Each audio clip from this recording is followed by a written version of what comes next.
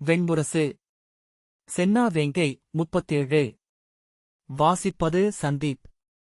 லட்சுமணனும் உபகரவர்களும் சென்று வஞ்சினம் உரைத்து மறுபக்கம் செல்லும்போதுதான் குண்டாசி விகர்ணனை பார்த்தான். அவன் இறுகிய முகத்துடன் அசையாமல் நின்றிருந்தான். துரியோதனன் விகர்ணனை பார்த்தான். அவன் விழிகள் ஒரு கணம் சுருங்கி பின் மீண்டன. துச்சாதனன் ஏதோ சொல்ல உடலிழப் போன போது மெல்லிய உருமலால் அதை துரியோதனன் நிறுத்தினான். அனைத்து விழிகளும் விகர்ணனில் பதிந்திருந்தன. விகர்ணன் திரும்பி விடுவான் என்று குண்டாசி ஒருகணம் எண்ணினான். ஆனால் அவன் ஏன் வந்தான் என்ற எண்ணம் மீண்டும் எழுந்தது. அரண்மனை முற்றத்திலிருந்து கிளம்பும்போது விகர்ணனை பார்த்தோமா? அரையிருளில் முகங்கள் தெரியவில்லை. ஆனால் நூற்றவரும் வராமல் துரியோதனன் கிளம்பியிருக்க வாய்ப்பில்லை. பூசகர் விகர்ணனிடம் இளவரசே என்றார். அவன் திடுக்கிட்டு விழித்துக் கொண்டு வாளை எடுத்து முன்னால் சென்று பலிபீடத்தருகே கால் மடித்து அமர்ந்து வஞ்சினம் உரைத்தான். பின்னர் தளர்ந்த காலடிகளுடன் சென்று கௌரவர்களின் அருகே நின்றான். குண்டாசி தன்னைச் சூழ்ந்து எவருமில்லை என்பதை உணர்ந்து திடுக்கிட்டு நோக்கினான். துரியோதனனின் நோக்கு குண்டாசியிலேயே பதிந்திருந்தது. அவன் நோக்கை உணர்ந்து துச்சாதனன் திரும்பி குண்டாசியை பார்த்து புருவங்களை தூக்கிய பின் அரைக்கண்ணால் விகர்ணனை பார்த்தான். விகர்ணன் அவன் அருகே சென்று செவி கொடுக்க துச்சாதனன் ஓரிரு சொற்கள் பேசி விழிகளால் ஆணையிட்டான். விகர்ணன் குருதிக்களத்தை கடக்காமல் ஆலயத்தை பின்பக்கம் வழியாக சுற்றி குண்டாசியை அணுகி தாழ்ந்த குரலில், இளையோனே, மூத்தவர் நீ வஞ்சினம் உரைக்க வேண்டுமென்று விரும்புகிறார் என்றான். ஆம், வஞ்சினம் உரைக்கவே வந்துள்ளேன் என்று அவன் சொன்னான். உன்னிடம் வாளில்லை என்று விகர்ணன் சொன்னான். நீ விரும்பினால் மூத்தவர்களின் வாளொன்றை அழிக்கச் சொல்கிறேன் குண்டாசி, நான் உடைவாளால் வஞ்சினம் உரைக்கப் போவதில்லை என்றான். விகர்ணன், நீ சொல்வது விளங்கவில்லை என்றான். நான் வாளேந்தி எவருக்கும் எதிராக போர் புரியப் போவதில்லை. ஆகவே வாளேந்தி வஞ்சினம் உரைக்க வேண்டியதில்லை. ஆனால் அன்னைமுன் ஒரு சொட்டு குருதி அளித்தாக வேண்டிய நிலையிலிருக்கிறேன். அதன் பொருட்டே வந்தேன் என்றான். உன் நிலை புரிகிறது. அதை உணர்ந்தே என்னை அனுப்பியிருக்கிறார்கள் என்று விகர்ணன் சொன்னான். நாம் இங்கே வஞ்சினம் உரைக்கத் தயங்கினால் அது இரண்டு வகையில் மட்டுமே பொருள்படும். போருக்கு அஞ்சுகிறோம், அல்லது உடன்குருதியினரை கைவிடுகிறோம். இரண்டுமே பழி நிறைப்பவை. இளையோனே, நாம் ஆற்ற வேண்டிய கடமையை ஆற்றிவிட்டோம். இனி இக்களத்தில் உயிர் துறப்பதொன்றே நம்முன் உள்ள வழி. அவன் விழிகளை நேர்நோக்கி, மூத்தவரே, நீங்கள் பாண்டவர்களுடன் போரிடுவதாகவே முடிவு செய்துவிட்டீர்களா என்றான் குண்டாசி. ஆம், அதன் பொருட்டே வஞ்சினம் உரைத்தேன். என் முழு வல்லமையாலும் களம் நின்று பொருதுவேன் என்று குண்டாசி பன்னிருகளத்தை மறந்துவிட்டீர்களா என்றான். இல்லை, அங்கு உரைத்தது அவைக்குரிய அறம். இங்கு கொண்டது களத்திற்குரிய அறம். எனக்கு எந்தக் குழப்பமும் இல்லை. நான் இந்நாள் வரை தந்தைக்கு நிகரென்று அறிந்தது என் மூத்தவரை. ஒவ்வொரு களமும் இத்திரளில் ஒருவனென்று உணர்ந்திருக்கிறேன். இளையோனே, களம் என்பது குருதியால் மட்டுமே முடிவு செய்யப்படுவது.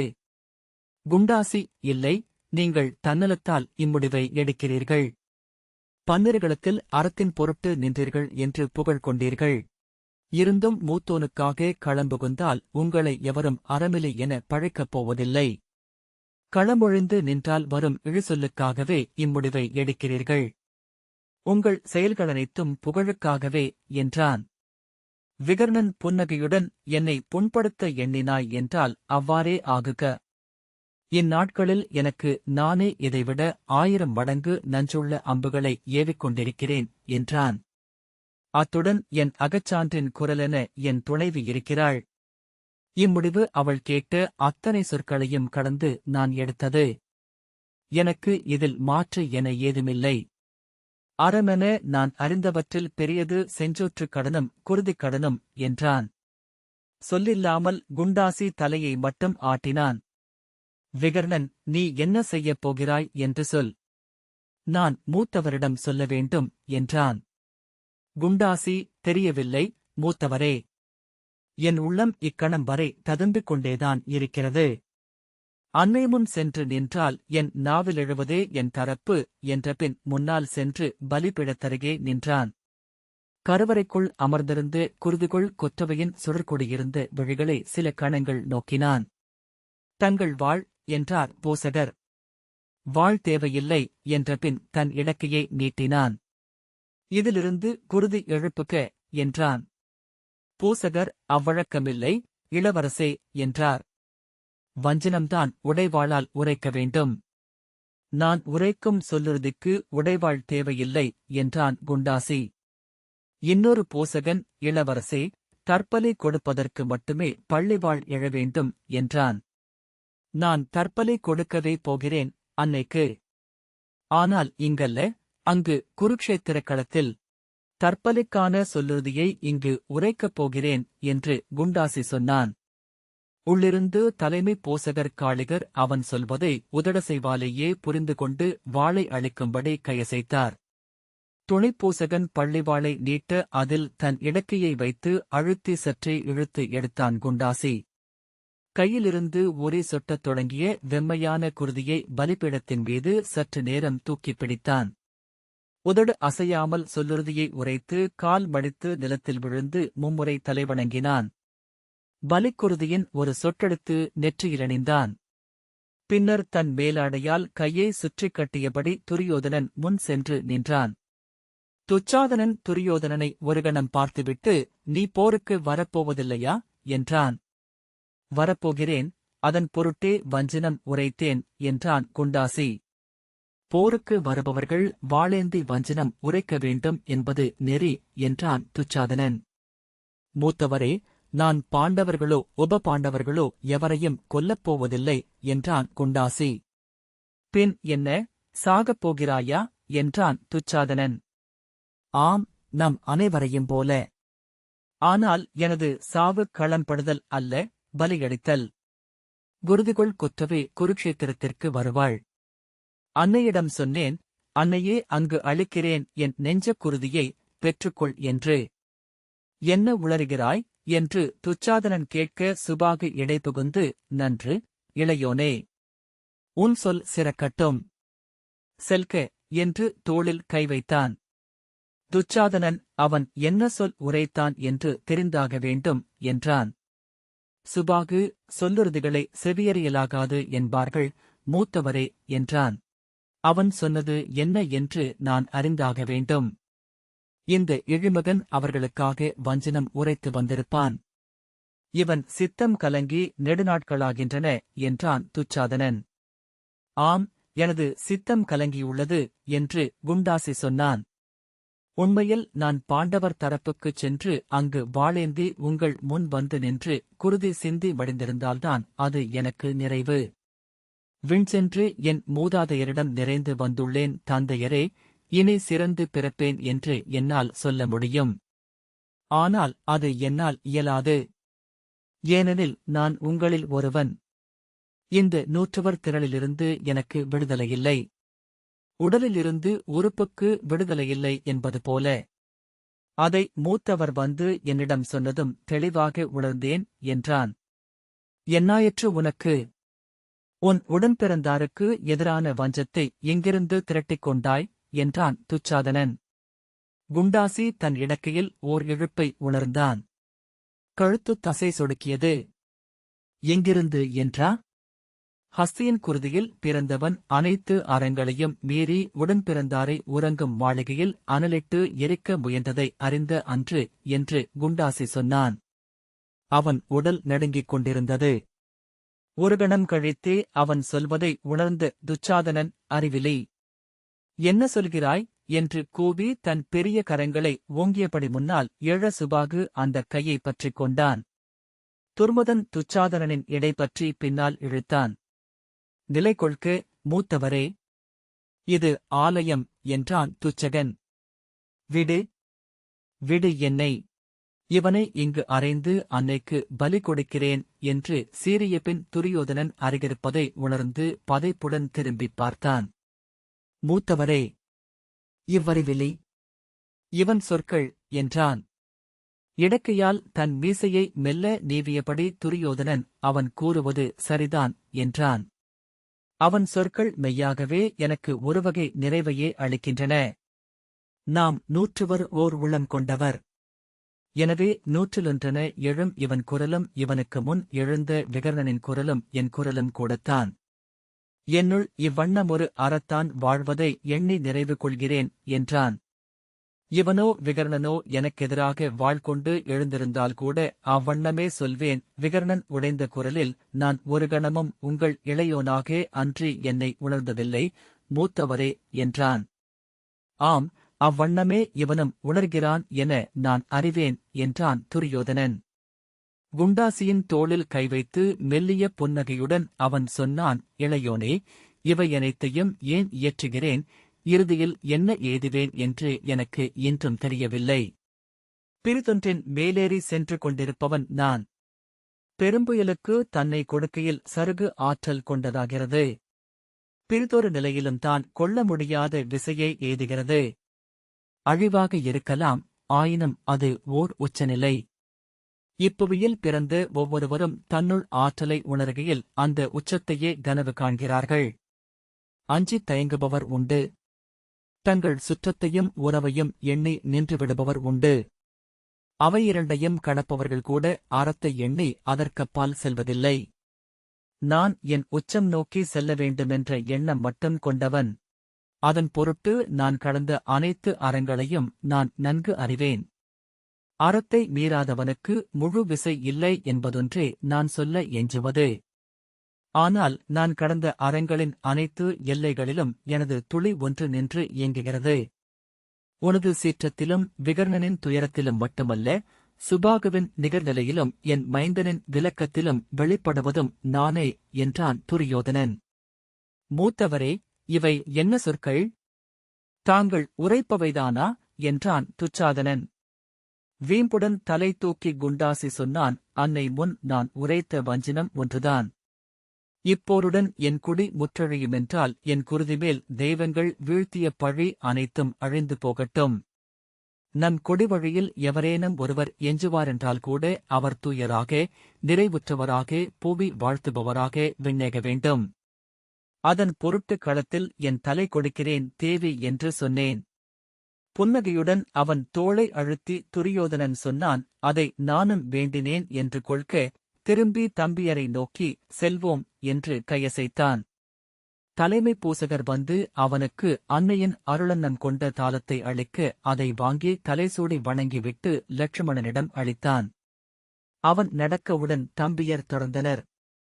அவர்கள் ஆலய வளைப்புக்கு வெளியே செல்கையில் துரியோதனன், யுயுத்சு எங்கே என்றான். ஆலய நுழைவுக்கு ஒப்புதல் இல்லாமையால் தேர்களின் அருகே நின்றிருந்த யுயுத்சு அருகே வந்தான். துரியோதனன் யுயுத்சுவை காட்டி லட்சுமணனிடம், அந்த தாளத்தை உன் சிறிய தந்தையிடம் கொடு என்றான். துச்சாதனன், அது என தயங்க என்றான் துரியோதனன்.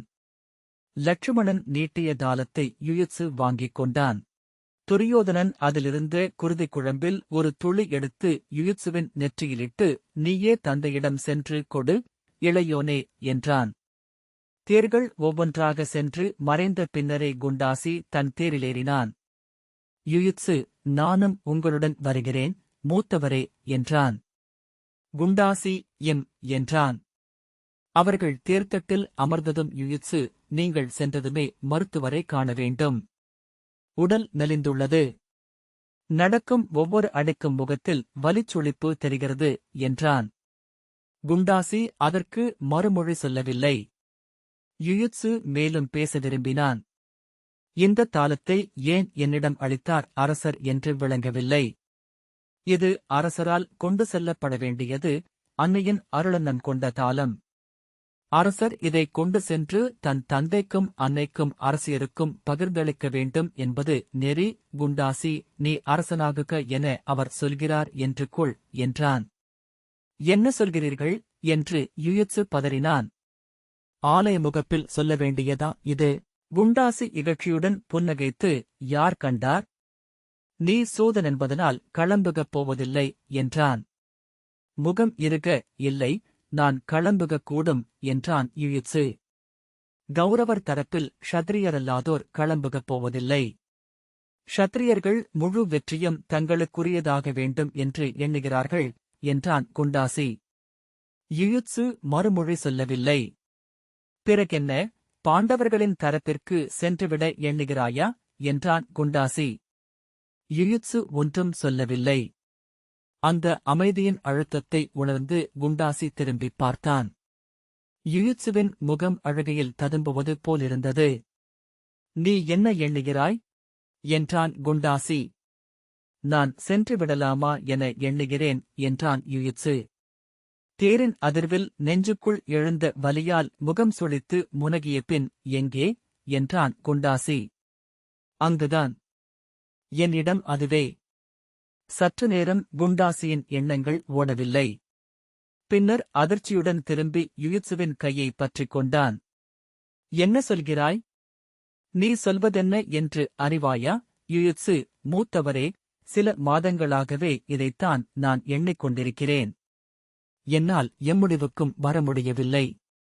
சென்ற வாரம் அமைச்சர் விதுரரை அவருடைய இல்லத்தில் சென்று கண்டேன்.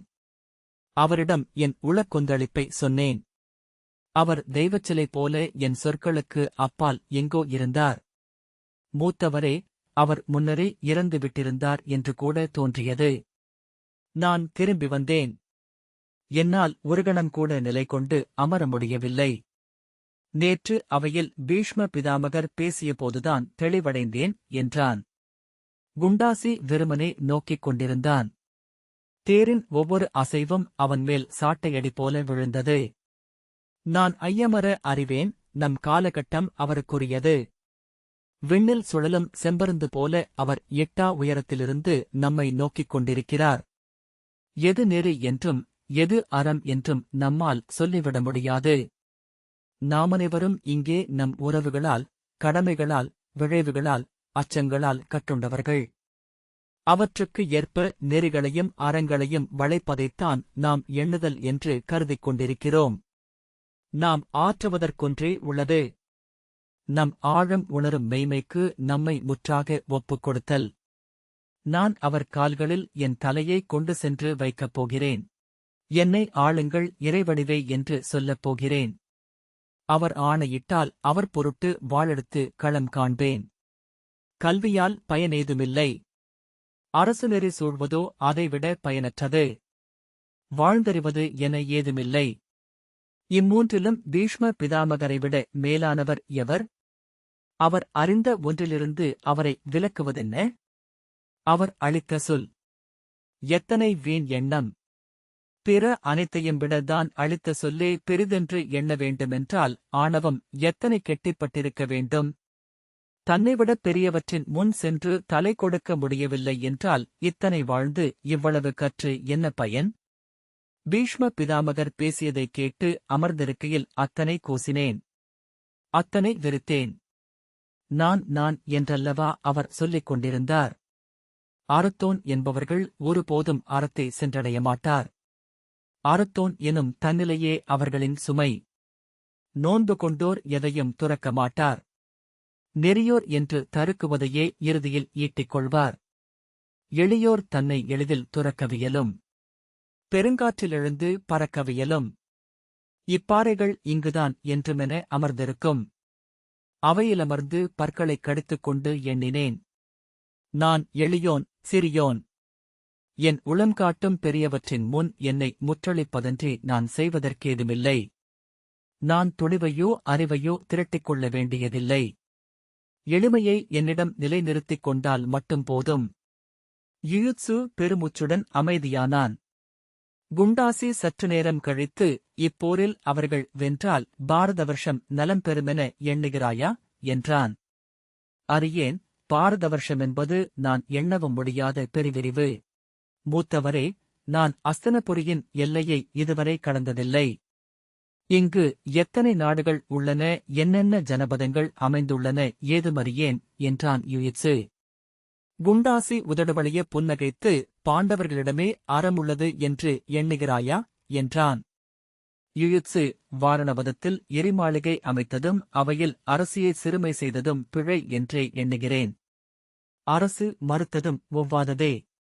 ஆயினும் அவை குறித்து இறுதியில் ஏதேனும் சொல்ல நான் வல்லவன் அல்ல, குடிநெறிகளும் அரச முறைமைகளும் நானறியாதவை என்றான்.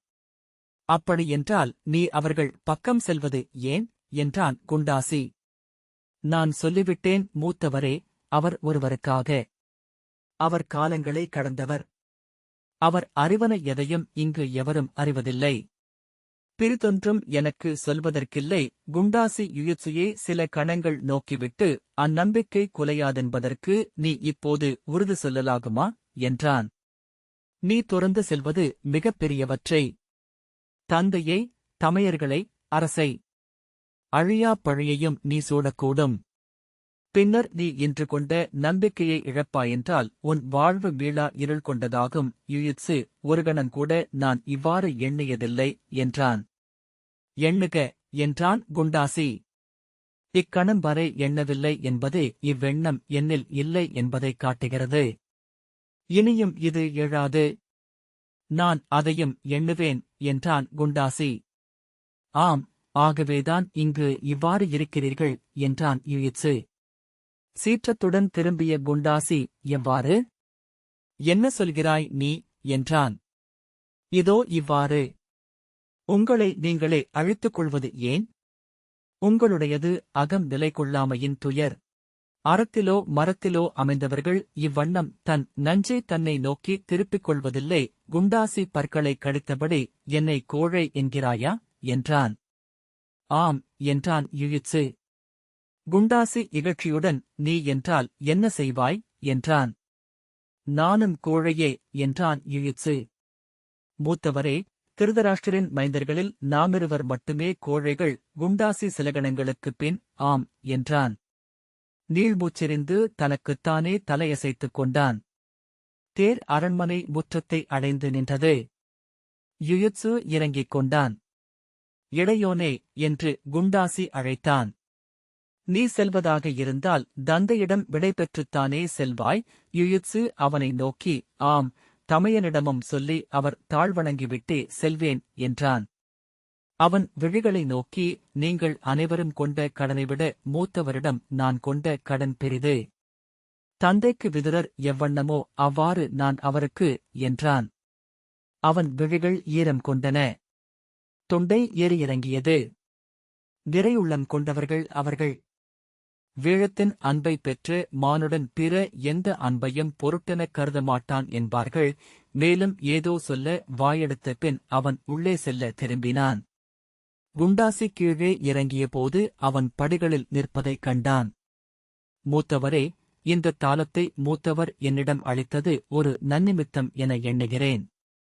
நான் தந்தையிடம் இதை அளித்து விடை கொள்ளவிருக்கிறேன் என்றான்.